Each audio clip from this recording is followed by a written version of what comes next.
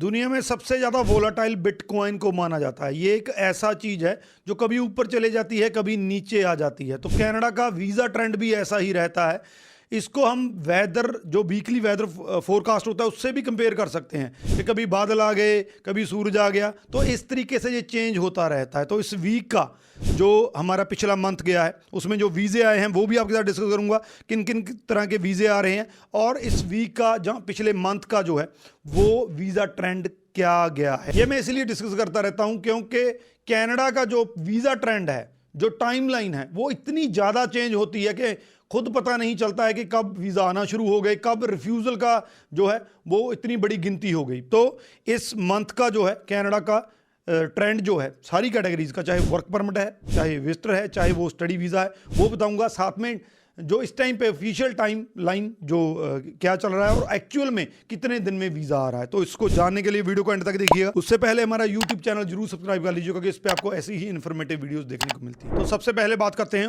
Open work permit होगी, जिसको हम स्पाउस वीज़ा भी कहते हैं। 5 वीज़ा आए हैं, पहले बता देता हूँ। मनप्रीत कौर हैं यूपी से, 2 रिफ्यूज़ल के बाद वीज़ा आया है, 60 डेज में वीज़ा आया। और इनके स्पाउस जो है वो टीयर 3 की जॉब में। अगर आपको डाउट है कि टीयर 0-1 वालों के वीज़ा आते हैं, लेकिन टीयर 3 या 2 का अगर आपका स्पाउस जो है उस लिस्ट में है, जो लिस्ट दी गई है, तो वो भी आपका वीज़ा आ सकता है। इसके बाद जो है कोमल बहन है, ये गुजरात से हैं। इनकी भी स्पाउस की टीयर 3 की जॉब थी, जैसा मैंने पहले कहा, तो टीयर 3 वाले हैं जी। 55 डेज में इनका वीज़ा आया है। इसके बाद मनवीर सिंह है हरियाणा से, इनके 4 रिफ्यूज़ल के बाद इनका वीज़ा आया है और 23 डेज में आया है। इनके स्पाउस जो हैं वहाँ पे स्टडी वीज़ा पे मास्टर्स कर रहे हैं। इसके बाद दिशांत पटेल हैं, गुजरात से ही हैं। इनकी भी टीयर 3 की जॉब थी, तो टीयर 3 वाले 3 हो गए। इसका मतलब ये है कि आपको चिंता करने की जरूरत नहीं है। अगर आपका स्पाउस टीयर 0-1 में नहीं भी है, 2 या 3 में भी है, तो अगर उस लिस्ट में उसका नाम है, उसका नॉक कोड है, तो भी आपका वीज़ा लग सकता है। मैंने आपके साथ एक नहीं 3 टीयर 3 वाले जो हैं, इनका 43 डेज में वीज़ा आया, 2 रिफ्यूज़ल के बाद। इसके बाद रोहित हैं दिल्ली से, इनका 1 रिफ्यूज़ल के बाद वीज़ा आया है 35 डेज में। इनके स्पाउस जो हैं वो स्टडी वीज़ा पे IBU यूनिवर्सिटी में स्टूडेंट हैं। तो 5 वीज़ा आए हैं मोटा मोटा। अगर हम इनको देखते हैं, अगर एक को छोड़ दें तो 1 से 2 महीने का प्रोसेस बन रहा है। किसी का 35 डेज में आया है, 40 डेज में, 60 डेज में भी आया है।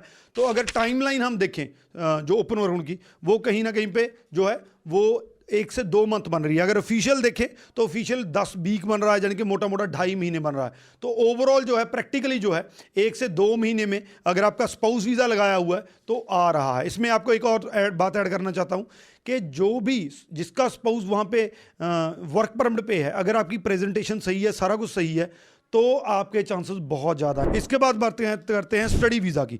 हालांकि इंडिया से जो स्टडी वीज़ा बहुत कम स्टूडेंट अब अप्लाई करते हैं कनाडा का, उनके वीज़ा आते भी बहुत कम है, लेकिन फिर भी बता दूं, दिलजीत कौर हैं, इनका 24 डेज में वीज़ा है। पीटी जो है इनका 70 था, तो पीटी के साथ कनाडा का स्टडी वीज़ा आया है।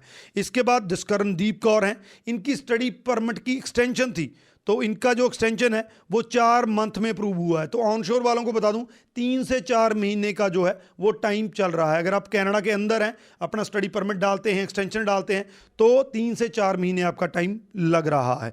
तो इसके बाद प्रभदीप कौर है, इनकी भी स्टडी की एक्सटेंशन थी, इनको 5 महीने लगे हैं। तो कहीं ना कहीं पे एक्सटेंशन वालों को टाइम लगता है। तो अगर आपका परमिट वहाँ पे एक्सपायर हो रहा है, आपने नई स्टडी लेनी है या आपने स्टडी को एक्सटेंड करवाना है, तो आपने इस हिसाब से अपना करना है कि आपके पास 4 या 5 महीने का जो टाइमलाइन रख के चलिए कि आपके 4 या 5 महीने जो है वो लग सकते हैं। अगर इसी को हम ऑफिशियल देखें तो आपका जो है वो सेम 3 से 4 महीने दिखा रहा है। तो इस तरीके से जो है वो कनाडा का अगर मैं ओपन वर्क परमिट की बात करूं तो ओपन वर्क परमिट का रिजल्ट सही है, बहुत बढ़िया तो नहीं कहूँगा, क्योंकि हमने 100% रिजल्ट दिखा है। हमने खुद जो है ओपन वर्क परमिट या स्पाउस वीज़ा का 100% रिजल्ट लिया हुआ है। तो कोई भी रिजल्ट उसके नीचे है, चाहे 70% है, 60% है, तो उसको मैं बढ़िया तो नहीं कहूँगा, लेकिन ये है कि एवरेज रिजल्ट चल रहा है। तो आप अप्लाई कर सकते हैं इससे पहले कि वो जो है मैंडेटरी कर दें कि आपको IELTS देना पड़ेगा स्पाउस वीज़ा वालों को। तो अगर एलिजिबल हैं तो स्पाउस वीज़ा आप अप्लाई कर सकते हैं। स्टडी वीज़ा इंडिया से थोड़ा सा गड़बड़ है, लेकिन अगर आप कनाडा से ऑन शोर हैं तो 100% है। तो ये एकमात्र ऐसी कैटेगरी है जिसका रिजल्ट 100% है। कनाडा से चाहे आप एक्सटेंशन डालते हैं, नया स्टडी परमिट डालते हैं, तो आपके 100% चांसेस हैं कि आपका वीज़ा आ जाएगा। तो इसके अलावा अगर आपने जो है स्टडी परमिट जो है इंडिया से अप्लाई करना है, बढ़िया प्रोफाइल है, तो आप वो भी हो सकता है। तो ये इस मंथ का, इस वीक का जो है स्टडी वीज़ा का, वर्क वीज़ा का जो ट्रेंड है।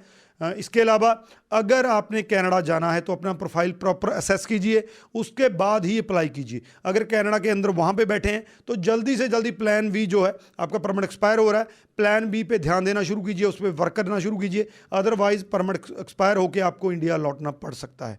मैक्सिमम टू मैक्सिमम शेयर कर दीजिए, और इसके रिगार्डिंग अगर कोई क्वेश्चन है तो नीचे लिख दीजिए, आपको आंसर मिल जाएगा। राजवी चहल, थैंक यू सो मच।